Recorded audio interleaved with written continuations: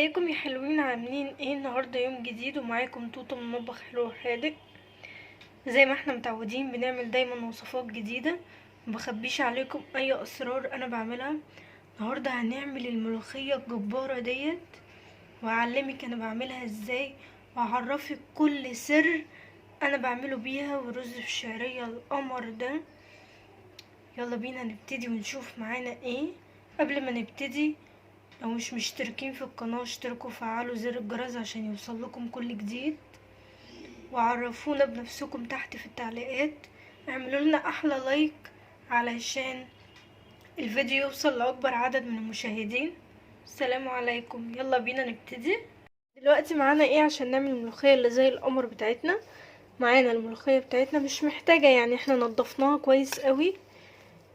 دي عبارة عن ربطة كبيرة، مش كبيرة قوي يعني وسط، عشان مش هناكل، يعني مش افراد كتيرة اللي هتاكل. انا نضفتها كويس قوي، وبعد ما نضفتها غسلتها وسبتها تنشف، وبعد كده عملتها خرطتها بالطريقة ديت. ممكن اللي انت تفرميها في الكبة او في اي حاجة، بس مش هتحسي بطعمها زي ما هي بتتخرط. ومعانا ايه؟ معانا طماطميتين مبشورين.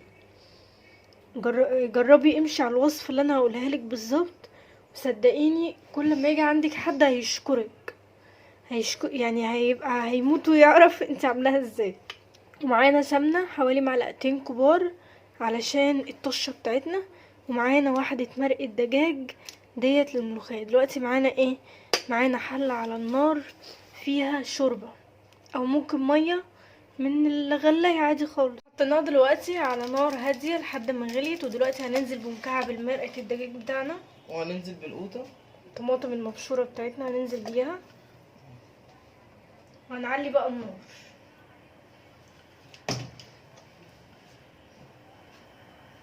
هقول لكم السر بتاعي،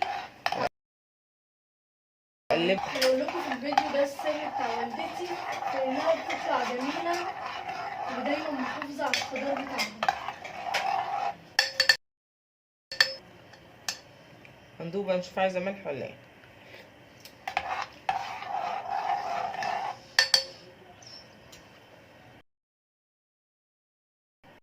ولو محتاجه ملح ولا اي حاجه ظبطيها على حسب ما انت بتحبي ملحها.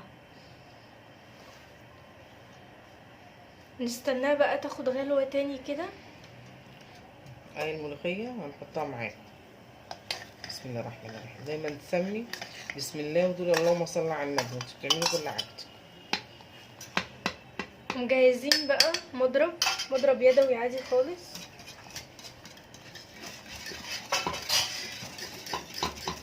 هنقول بقى دلوقتي السر بجد بيخليها خضرة كده وجميلة جميلة جميلة.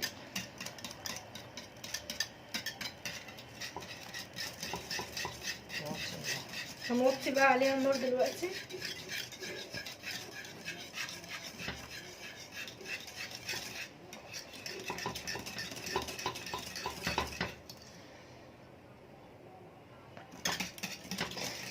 نفضل نستمر كده، قلبيها بطريقة يعني بسرعة علشان ما تكتلش منك وما تسقطش. احنا حطيناها على نار هادية. دلوقتي بقى هنقول السر اللي بيخليها خضرة وزي القمر: رشة كربونات. دي اهم حاجة، اوعي تنسيها عشان تفضل خضرة معاكي لتاني يوم.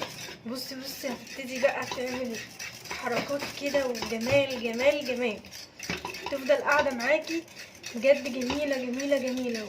وكل لما يجي عندك ضيف من كتر ما هو هيتعجبه ممكن ياكل الطاجن كله. تاني بقى كده عشان ايه نوريكي بقى القوام بتاعها. بصي القوام وجماله، بصي الحلاوة. هي خلصت، هي سهلة جدا، بس انت ايه يعني عايزة قلب جامد كده، وباظت منك مرة تعملي تاني وتالت ورابع. نعمل بقى دلوقتي الطشة بتاعتنا اللي زي القمر. مش تقولي مثلا انت خايفة ولا حاجة. دلوقتي احنا شلناه من على النار، ومعانا طاسة صغيرة بالشكل الجميل ده، وهنحط معلقتين السمنة بتوعنا. نجيب معلقة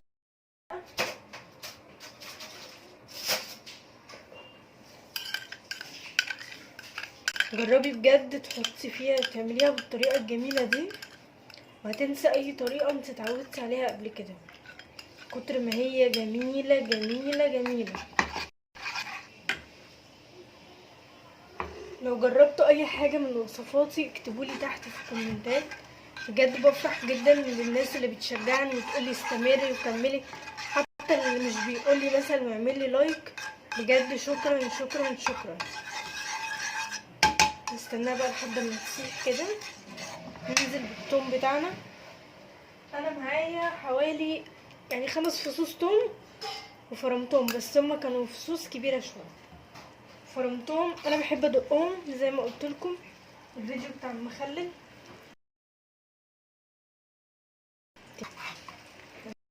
بحب ادق الطماطم، ما بحبش الكبه بصراحه،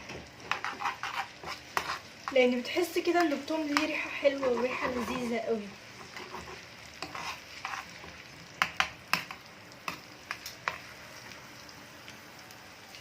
انا حطيت فيها حته دهنه،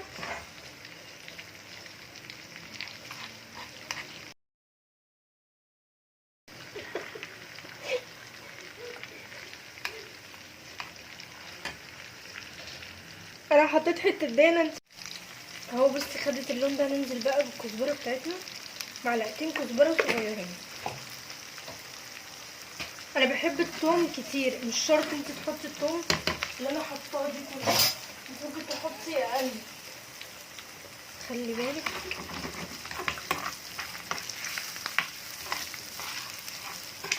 يا على جمال الريحه والحلاوه والطعام، ريحه بجد. انا بعشق الملوخيه وريحه تحفه. دلوقتي بقى هنرشها. بسم الله الرحمن الرحيم. شايفه الحلاوه والطعم؟ كان نفسي اشممكم الريحه والله.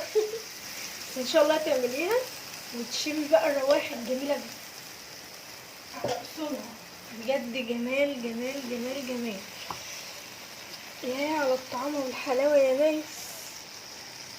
مجهزين الطواجن بتاعتنا، بصي الجمال والحلاوه بجد. ولا تقوليلي ام علي بقى ولا اي حاجه، بصي الجمال، ولا ام حسن ولا غير. شايفه الطعامه والحلاوه والجمال، حلويات بجد حلويات. وننزل بقى الحله بتاعتنا.